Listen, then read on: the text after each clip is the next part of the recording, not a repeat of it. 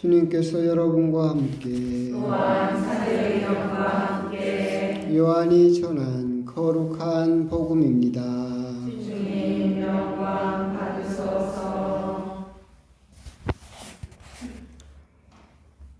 그때 유다인들이 돌을 집어 예수님께 던지려고 하였다. 예수님께서 그들에게 말씀하셨다. 나는 아버지의 분부에 따라 너희에게 좋은 일을 많이 보여주었다. 그 가운데에서 어떤 일로 나에게 돌을 던지려고 하느냐? 유다인들이 예수님께 좋은 일을 하였기 때문이 아니라 하느님을 모독하였기 때문에 당신에게 돌을 던지려는 것이요. 당신은 사람이면서 하느님으로 자처하고 있어 하고 대답하자 예수님께서 그들에게 말씀하셨다. 너희 율법에 내가 이르건대 너희는 신이다 라고 기록되어 있지 않느냐. 폐기될 수 없는 성경에서 하느님의 말씀을 받은 이들을 신이라고 하였는데 아버지께서 거룩하게 하시어 이 세상에 보내신 내가 나는 하느님의 아들이다 하였다고 해서 당신은 하느님을 모독하고 있어 하고 말할 수 있느냐. 내가 내 아버지의 일들을 하고 있지 않다면 나를 믿지 않아도 좋다. 그러나 내가 그 일들을 하고 있다면 나를 믿지 않더라도 그 일들은 믿어라. 그러면 아버지께서 내 안에 계시고 내가 아버지 안에 있다는 것을 너희가 깨달아 알게 될 것이다. 그러자 유다인들이 다시 예수님을 잡으려고 하였지만 예수님께서는 그들의 손을 벗어나셨다. 예수님께서는 다시 요르단강 건너편 요한이 전에 세례를 주던 곳으로 물러가시어 그곳에 머무르셨다. 그러자 많은 사람이 그분께 몰려와 서로 말하였다. 요한은 표징을 하나도 일으키지 않았지만 그가 저분에 관하여 한 말은 모두 사실이었다. 그곳에서 많은 사람이 예수님을 믿었다. 주님의 말씀입니다. 그리스도님 참여합니다. 참 예수님.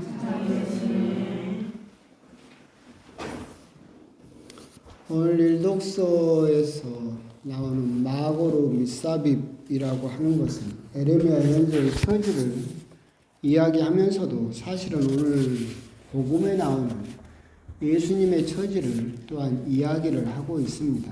마고로 미사빕이라고 하면 그냥 사면 초가에 처한 사람 그런 뜻입니다. 그래서 마고로 하면 곤란에 처한 사람, 미사빕 하면 사방에서 나를 둘러싸고 있다 그런 뜻이고, 그것은 에레미야가 처한 처지이기도 하지만 예수님이 처한 처지이기도 하기 때문에 오늘 일독서가 그 내용이 봉독되었고 오늘 복음 역시도 또한 예수님의 처지에 대해서 이야기를 하고 있습니다. 지금은 좀 잠잠하지만 옛날에는 그 미사 때 매일 미사처럼 못 보게 하는 신부님들이 계셨죠. 성경책 들고 다니라고 그랬어요. 그게 뭐 정해진 정답도 없고 한 번은 주교님이 저한테도 그런 걸 물어보시더라고요. 그러던가 말던가 뭐 흰 고양이든 검은 고양이든 쥐만 잘 잡으면 되지 뭐 성경을 들고 다니면 더 뭐 거룩해진답니까? 괜찮아요. 우리 천주교 신자는 성경이 됐든 매일미사 책이 됐든 어차피 안 읽을 거니까 성경을 들고 다닌다고 해서 더 잘 읽는 것도 아니고 매일미사 책을 들고 다닌다고 해서 덜 읽는 것도 아니고 그건 중요한 것은 읽는다라고 하는 거 그것이 더 중요한 거기 때문에 저는 그런 건 별로 신경을 쓰지는 않는데 오늘 주간, 이번 주간을 따질 때는 매일 미사책이 훨씬 보기 좋습니다. 왜 그러느냐면 한 주간의 이 복음을 쭉 보면 흐름이 보입니다. 오늘 한 주간 복음은 모두 요한복음입니다. 그러면서 상황이 점점 악화되어 가는 것을 보여줍니다. 월요일 복음에서는 유대인들이 예수님을 함정에 빠뜨리려고 궁리했다라는 내용이 나옵니다. 화요일 날 복음을 보게 되면 이제 뭐였죠? 까먹었어요. 내가 강론해놓고도. 아니지. 가늠한 여자가 아니라. 화요일 복음에서는 예수님을 뭐라고 했더라? 하여튼 까먹었어. 더 심각해집니다. 수요일이 되면 이제 우리들은 아브라함의 자손이요. 우리들은 노예가 아니요라고 예수님께 대듭니다. 어제 복음을 보게 되면 이제 예수님을 향해서 돌을 들고 달려듭니다. 그리고 오늘 복음을 보게 되면 복음 시작부터 돌을 들고 시작합니다. 그리고 내일 복음이 되게 되면 이제 대사제 가야파가 한 민족을 위해서 한 사람이 죽는 게 오히려 더 낫다라고 하면서 예수님을 희생양으로 그냥 죽이기로 그렇게 마음을 먹게 되고 이번 주일이 되면 이제 뭐라고 외칩니까? 십자가에 못 박아 죽이시오. 이번 주간은 요한복음으로부터 시작해서 점점 더 마고로 밑삽입이죠. 예수님이 사면 초가에 처하는 그 위기 상황, 더 짙은 어둠 속으로 들어가는 모습이 보이고 결국은 이번 주일에는 우리 모두 한 입으로 뭐라고 외칩니까? 십자가에 못 박아 죽여버리라고 그렇게 하는 복음이 쭉 이번 주간에 봉독이 됩니다. 그래서 매일 미사책의 또 장점 중에 하나겠죠. 한 주간의 복음을 쭉 읽어보면 예수님의 처지가 점점 더 어려워지고 있다라고 하는 것을 또한 알 수 있는 그런 흐름을 또한 볼 수 있다라고 하는 것이 또 장점이라는 생각이 듭니다. 오늘 복음은 이제 유다인들이 돌을 짚고 시작합니다. 어제 복음은 돌로 던지려고 했다가 오늘은 아예 돌을 집어든 채로 예수님에게 대들고 있는 모습입니다. 그러면서 예수님께서 거기에 대한 항변으로 하시는 말씀이죠. 신성을 못 오간다라는 이 유다인들의 그런 반항에 대해서 너희 율법에 내가 이르건대 너희는 신이다 라고 기록되어 있다 라고 예수님은 이야기를 하십니다. 시편에 나온 말씀입니다. 결국은 하느님의 말씀을 받아서 담고 있는 사람은 모두 신이다 라고 하는 그 구절을 통해서 나만 하느님과 같은 신이 아니라 너희들 역시도 신이 될 수 있다라고 하는 것을 우리들에게 가르쳐주고 계신다. 화요일 복음에서도 이제 그런 말씀을 제가 드렸었죠. 결국은 점점 아래로 내려가려는 사람들. 그러니까 제가 말씀드렸던 영혼도 세 가지가 있다고 그랬죠. 그래서 식물의 혼, 동물의 혼, 그리고 사람의 영혼에서 생혼, 각혼, 영혼이 있고 그 밑으로 내려가면 내려갈수록 우리는 동물들과 함께 된다. 또 뇌도 똑같이 생겼다고 했죠. 뇌도 3분 구조로 되어 있어요. 가장 깊은 곳에 파충류의 뇌, 그 밖을 싸고 있는 게 포유류의 뇌, 가장 바깥에 인간의 뇌죠. 그런데 그러니까 뇌를 다치면 식물인간이라고 하는 것도 그거예요. 인간의 본연적인 능력을 발휘하지 못하니까. 결국은 인간이기를 포기하고 밑으로 본능대로 내 욕심대로 아래로 내려가기 시작하면 우리들은 점점 더 동물을 닮아가게 되죠. 결국 오늘 복음도 같은 맥락입니다. 결국 너희들 역시도 위로 예수님께서 계속 끌어올리려고 했던 것처럼 너희들은 아래에서 왔지만 나는 위에서 왔다. 그렇기 때문에 너희들은 아래로 내려가지 말고 위로 올라와야 된다. 그렇게 위로 올라가게 되면 너희들은 이제 뭐가 될 수 있다? 신이 될 수 있다라고 하는 겁니다. 그리스 신화에서도 우리들도 궁금하잖아요. 그래서 신화에서도 나와 있어요. 사람과 신의 차이가 뭘까? 그랬더니 먹는 것 차이라는 정답이 나왔어요. 그래서 사람은 그냥 땅에서 난 것을 먹으니까 사람이고 신은 신이 먹는 음식이 따로 있다. 넥타와 암브로시아. 넥타는 알죠, 여러분? 이 정도 연세되면 옛날에 그 넥타 음료수 있는데 캔에 담긴 거 거기서 따온 거예요. 그래서 신은 인간하고 다른 걸 먹기 때문에 신이 된다라고 생각을 했던 것처럼 인간과 신에 대한 차이를 우리들은 궁금해했고 우리 역시도 신이 되고 싶은 그런 욕심들이 있죠.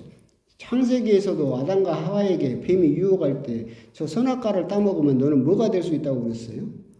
하느님처럼 될 수 있다. 너도 신이 될 수 있다라고 유혹을 했고 그 유혹에 넘어간 것이 우리 인간의 첫 번째 죄였던 것처럼 우리 역시도 끊임없이 그냥 지금을 뛰어넘어서 신이 되려고 하는 욕심이 있지만 사실은 그것은 불가능한 일이다.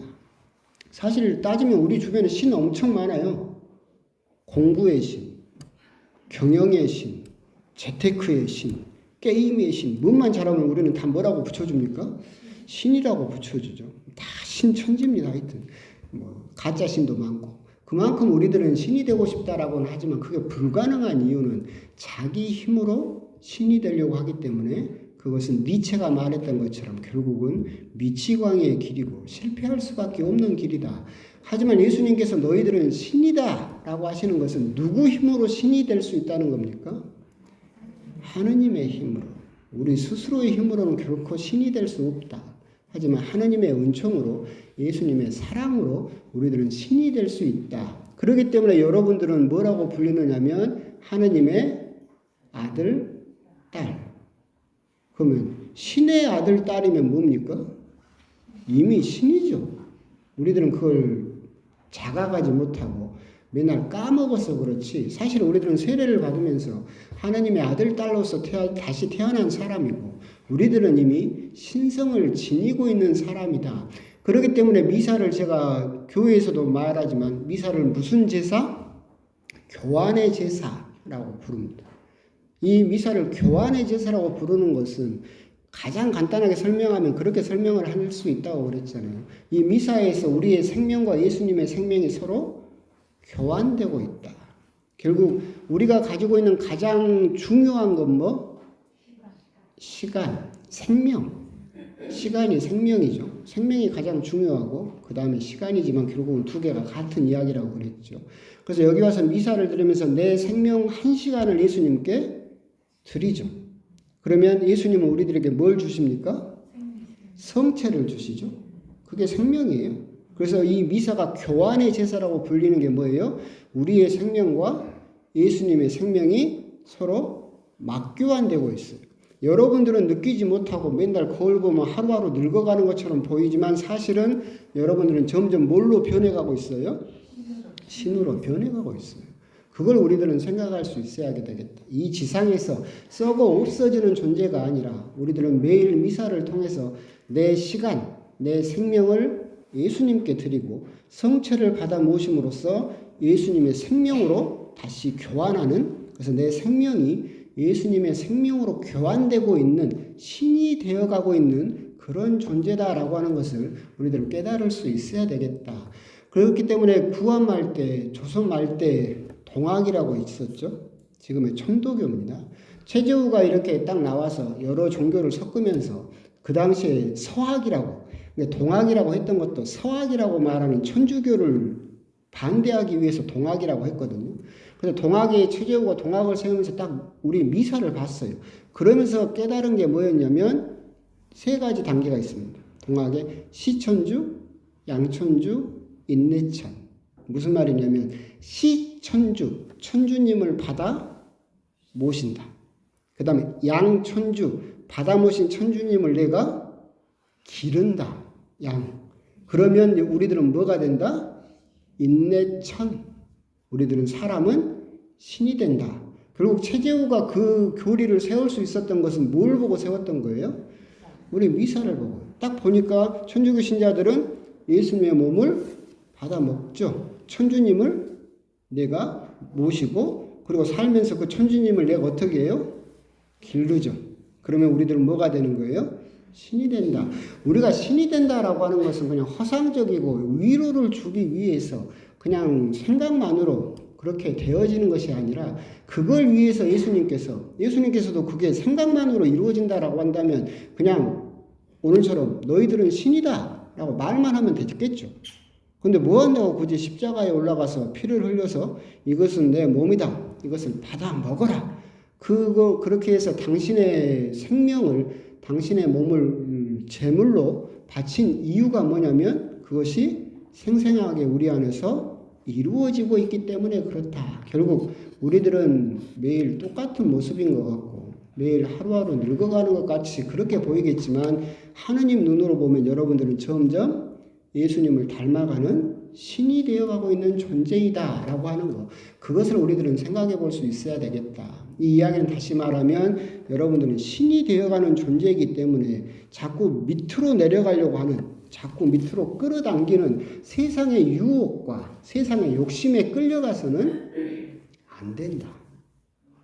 우리도 세상 살면서 그런 유혹을 많이 받지만 여러분들은 신이 되어가는 존재인데 세상에서 말하는 그런 욕심이라든가 허황된 그런 것들에 혹해가지고 유혹을 받아서 끌려 내려가 버리면 우리들은 그 자격을 잃어버리게 될 수도 있다라고 하는 것을 생각해 볼 수 있어야 됩니다. 오늘 TV를 오후에 보면서 그 생각이 잠깐 들었어요. 그러니까 요즘은 이제 그 유식한 말로 하면 메타인지라고 부릅니다. 유식해 보이죠? 메타인지 뭐 그럼 그럴듯해 보여. 별거 아니에요. 자기 자신에 대해서 생각하는 게 메타인지. 말은 유식해 보여도 옛날부터 소크라테스부터 하는 이야기죠. 너 자신을 알라라부터 시작해서 메타인지는 뭐냐면 여러분들이 수시로 하고 있는 거예요. 맨날 눈 감고 여러분들 뭐예요? 반성하죠. 그렇죠? 되돌아보고 내가 오늘 하루 삶이 어땠나? 나는 잘 살고 있나? 내 자신은 누굴까? 그것을 생각하는 게 뭐예요? 메타인지죠. 이 메타인지를 하게 되면 제일 중요하게 느껴야 되는 것이 뭐냐면 부끄러움이에요. 물론 이제 메타인지가 각광받은 것은 메타인지가 뛰어난 학생들이 성적이 좋다라는 것 때문에 각광을 받지만 왜? 내가 뭘 모르고 뭘 알고 있는지를 자기 스스로 생각할 수 있으니까. 하지만 우리가 신앙적으로 바라보게 되면 메타인지를 우리 신앙의 입장에서 보게 되면 가장 중요하게 내가 눈을 감고 나에 대해서 생각을 할 때 우리들이 첫 번째로 느낄 수 있어야 되는 것은 뭐예요? 부끄러움이에요. 부끄러움. 근데 정말 지금 사회는 부끄러움을 잃어버린 사회인 것 같아요. 오늘 오후에 5시에 뻔뻔하게 거기서 나와서 해벌쭉 웃으면서 손 흔드는 그 면상을 보고 있으니까 참 저 사람은 부끄러움이라는 것을 모르는구나. 정말 그걸 마주보면서 환호지르는 사람을 보면서도 정말로 부끄러움이라는 걸 모르는구나. 부끄러움을 모르면 뭡니까? 짐승입니다. 부끄러움을 모르면 아래로 끌려 내려가 버린 바로 그 사람입니다. 우리들이 정말로 위로 올라가는 존재라면, 그리고 신을 담고 있는 존재라면, 우리가 눈을 감고 기도를 할 때 첫 번째로 느껴야 되는 감정은 부끄러움을 우리는 알 수 있어야 된다. 느낄 수 있어야 된다. 그 부끄러움을 점점 상실하면 상실할수록 우리들은 뭐를 닮아간다? 짐승을 닮아간다. 짐승은 부끄러움을 몰라요. 그렇잖아요. 아래로 완전히 끌려 내려가 버린 존재이기 때문에 그런 부분을 우리가 또 오늘 하루를 보면서 그런 생각도 들었습니다. 결국 오늘 복음은 예수님은 사면 초가에 속한 위기 상황이긴 하지만 우리들에게 굉장한 희망을 주시는 말씀을 하고 있어요.